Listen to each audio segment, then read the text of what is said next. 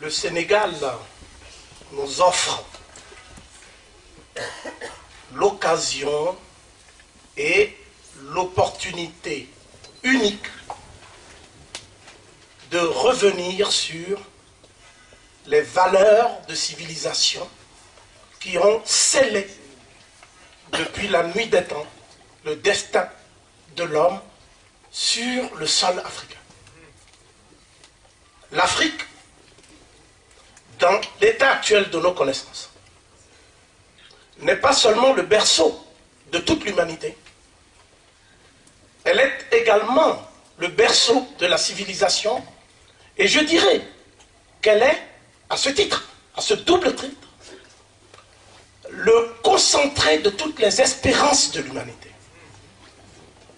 En d'autres termes, l'Afrique a été, l'Afrique est et l'Afrique sera. L'Afrique a été en ce sens que, depuis 7 millions d'années, date de l'émergence du spécimen Toumaï, jusqu'à 200 000 ans, date de l'émergence du premier homme anatomiquement moderne. Et vous voyez à l'échelle du temps combien les phénomènes cycliques que vous appelez la traite négrière, la colonisation, etc., ne sont que des parenthèses et des accidents face à une histoire multimillénaire. Je voudrais donc, à ce titre, souligner que la notion de renaissance a existé avant le XVIe siècle européen, dans une langue qui se donne aujourd'hui comme africaine, c'est-à-dire génétiquement apparentée à toutes les autres langues parlées par des Noirs en Afrique noire, à savoir l'égyptien pharaonique. Lorsqu'on dit Ouhem Messout ou Wehem Messou, on veut dire par là le renouvellement des naissances.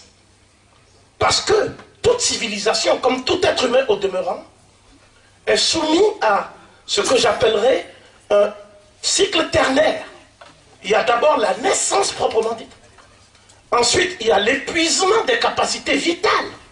Et il y a ensuite le sursaut collectif qui nous est donné d'appeler la renaissance, ou plus si vous voulez la résurrection. Donc il est question essentiellement ici de réveil. Et quand on parle de Ouhem Messou, j'ai entendu une métaphore tout à l'heure sur les découvreurs de civilisation. Le gros paradoxe, c'est que les découvreurs découvrent eux-mêmes que ce qu'ils ont découvert existait des millénaires avant leur naissance. Donc qui découvre qui? On ne peut pas considérer la version occidentale de l'histoire comme irréversible. Vous savez que dans les différentes écoles occidentales elles-mêmes, il y a, pour ainsi dire, une remise en cause du paradigme sur lequel nous fonctionnons aujourd'hui. Donc, pour nous, le fameux événement qui aura lieu en décembre devra se pencher sur le destin du continent africain dans le monde qui se construit. Est-ce que le continent africain sera une fois de plus l'éternel pourvoyeur de matières premières, le continent assisté, le continent sinistré, qu'on se plaît à nous présenter tout le temps?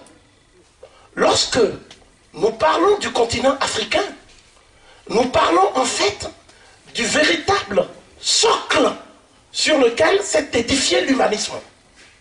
Un éminent égyptologue français, François Domas, disait qu'il n'aurait jamais existé des humanités gréco-latines sans les études que Platon, Eudoxe, Archimède, Pythagore et tous ceux qu'on nous a cités ici ont entrepris sur les bords du Nil. Lorsqu'on veut dire que l'Afrique a découvert l'Occident au XVIe siècle, c'est une entorse à la vérité historique. Et nous savons que les Occidentaux eux-mêmes, ceux qui savent s'instruire aux sources des humanités, ne peuvent pas faire cette affirmation. Donc notre défi, ce n'est pas de prouver à l'Occident que nous aussi, nous sommes civilisés, c'est le aussi qui est de trop. Et qui dénote une attitude pathologique d'infériorité congénitale. Lorsque nous parlons non pas du point de vue d'un complexe d'infériorité, complexe de supériorité. Nous souhaitons réinventer le complexe d'égalité. Et c'est là où le nom de Cheikh Anta Diop prend toute sa résonance. Lorsque nous parlons de renaissance africaine en Afrique, on ne peut pas oublier une date cruciale, 1948. Dans une revue qui est aujourd'hui qui appartient à l'histoire et aux antiquités, le musée vivant en l'occurrence, Cheikh Anta Diop a produit un article intitulé « Quand pourra-t-on parler d'une renaissance africaine ?» Il ne nous a pas échappé que depuis, certains se sont efforcés de s'approprier ce concept parce qu'ils en mesuraient manifestement l'importance et le caractère extrêmement prospectif. Mais, dans le cas qui est le nôtre, je vais oser 3 propositions. Et je vais conclure sur ça. Donc, retenez bien que les Occidentaux, à partir de la Renaissance italienne, nous sommes à une époque où, en fait, l'Afrique avait déjà perdu l'initiative historique.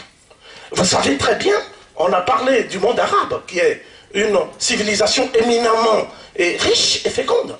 Mais les Arabes, lorsqu'ils entrent en Espagne en 711, dans leur armée, il y avait beaucoup de Noirs qu'on appelle des morts.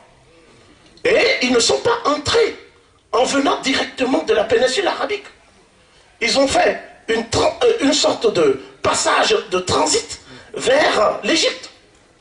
Donc, nous savons qu'en 639, la conquête démarre de l'Égypte. En 640, elle est achevée pour l'essentiel.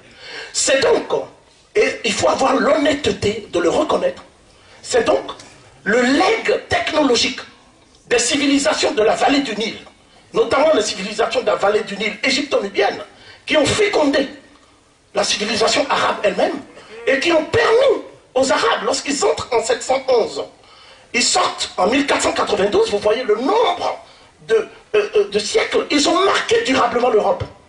Il est remarquable que l'Occident s'efforce de camoufler aussi cette dimension de son identité. Vous voyez? Donc l'Afrique noire n'a pas vocation à être le seul continent, la seule partie du monde à se dissoudre toujours dans des identités artificielles et à faire abstraction de cette valeur de civilisation, c'est-à-dire, comme l'a dit le doyen Doumbé Fakoli, sa langue qui est le véhicule, le réceptacle et le concentré de sa vision du monde, sa spiritualité qui est millénaire, c'est-à-dire elle a précédé les religions dites révélées, n'est-ce pas? J'ai entendu tout à l'heure Amin. Les chrétiens auraient dit Amon, d'autres auraient dit un autre terme. Mais le dernier mot vient toujours à l'Égypte.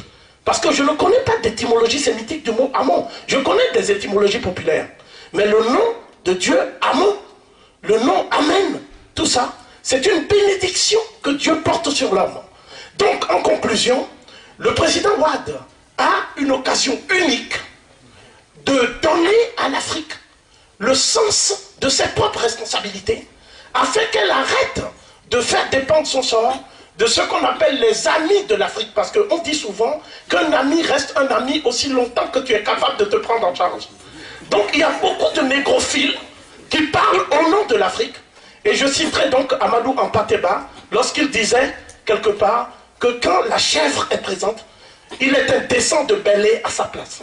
Je pense que les Africains ne sont pas morts, on n'a pas à leur assigner un destin. Ils sont des acteurs de l'histoire qui cherchent également à façonner leur propre destin. Merci.